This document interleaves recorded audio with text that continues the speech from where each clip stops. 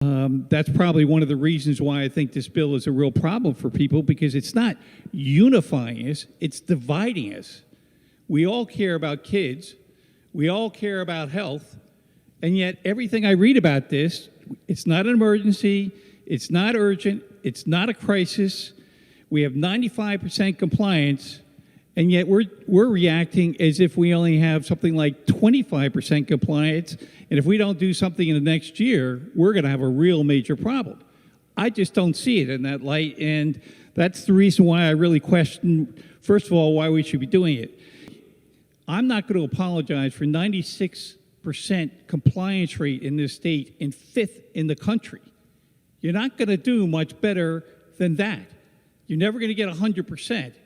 And surely what we're doing now has got us no reason to justify rushing through something like this that's going to have such major ramifications on a lot of people.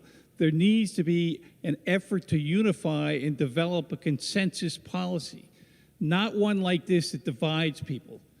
And through you, one of my final questions, Mr. Speaker, is I wonder if the good chairman could explain the need for the religious exemption given the numbers that we've been talking about.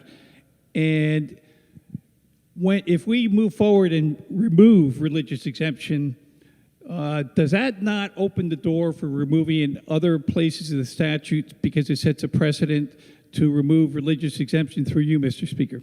Again, I will tell you, I think this is a very divisive bill. I do not understand the need, the crisis, and the emergency for this bill. I feel in every bone of my body that we're going to come up and see some immense number surfacing moving forward if this bill passes. And I don't want to be right.